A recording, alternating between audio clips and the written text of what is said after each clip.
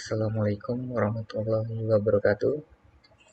Perkenalkan, kami dari kelompok 11, eh, mata kuliah Hukum Pasar Modal, yang beranggotakan saya sendiri sebagai pemateri pertama atas nama Ergen Ramadan Farezi, dan pemateri kedua rekan saya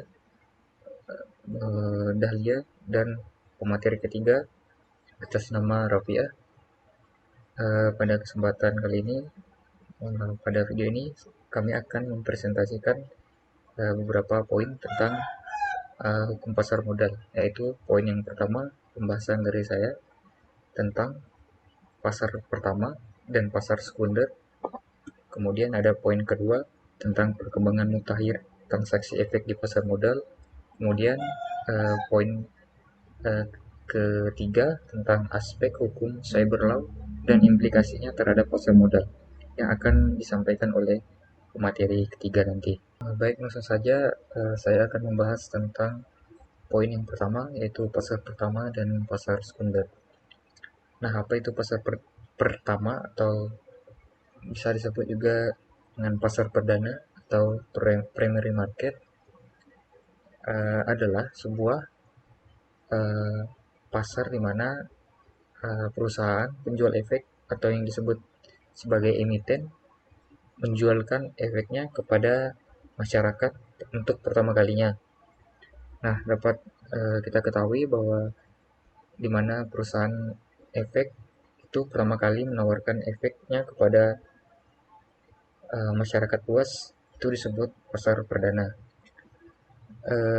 Kita ketahui juga bahwa ada dua pihak terlibat di dalam pasar perdana ini, yaitu perusahaan yang menawarkan efek atau atau bisa disebut dengan emiten. Kemudian ada masyarakat luas atau kita sendiri yang ingin membeli sebuah efek, maka itu disebut sebagai investor. Kemudian ada pun istilah populer yang bisa kita ketahui di pasar perdana ini, yaitu IPO atau Initial Public Offering, atau juga bisa dikatakan pasar perdana ini disebut juga dengan go public, atau bisa juga disebut dengan penawaran umum. Nah, menurut pasal 1 angka 15 UU PM, penawaran umum adalah kegiatan penawaran efek yang dilakukan oleh emiten untuk menjual efek kepada masyarakat berdasarkan tata cara yang diatur dalam peraturan pasar modal. Sebelumnya saya sudah memberikan definisi terkait emiten, yaitu di mana sebuah perusahaan yang menawarkan efeknya kepada masyarakat. Nah, itu disebut emiten. Emiten itu bisa berbentuk perorangan, usaha bersama, asosiasi, atau kelompok yang terorganisasi. Kemudian apa saja sih bentuk efek yang ditawarkan oleh perusahaan itu?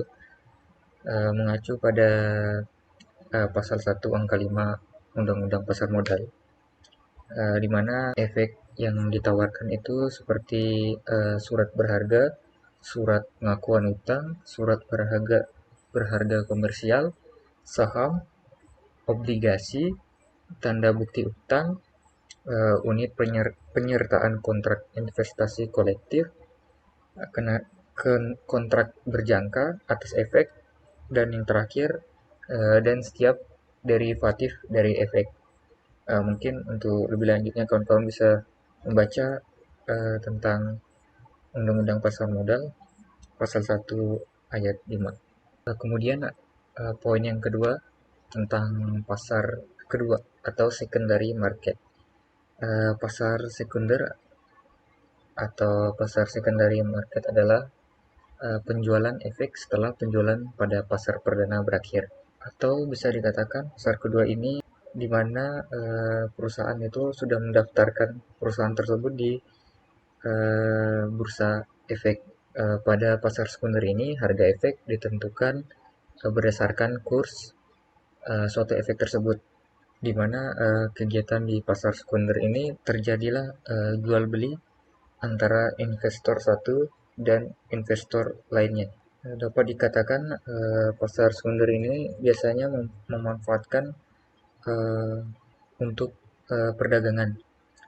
Di Indonesia sendiri yang diperdagangkan di pasar sekunder adalah saham biasa, saham preferen, obligasi, obligasi konversi, waran, kemudian ada bukti rek dan reksadana. Kesimpulannya, di pasar sekunder ini terjadilah kegiatan perdagangan efek, di mana di pasar perdana tadi yang terjadi adalah kegiatan antara perusahaan atau disebut emiten itu menawarkan kepada investor atau ke masyarakat luas untuk pertama kalinya.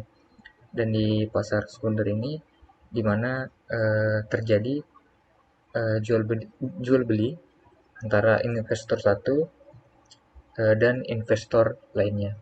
Di Indonesia sendiri perdagangan perdagangan efek di pasar sekunder hanya satu, yaitu Bursa Efek Indonesia atau BEI. Itu didirikan sejak atau dimulai sejak 1 Desember tahun 2007. Mungkin demikian pembahasan terkait pasar perdana dan pasar sekunder. Eh, untuk selanjutnya, saya beri kesempatan kepada pemateri kedua untuk menjelaskan poin-poin selanjutnya.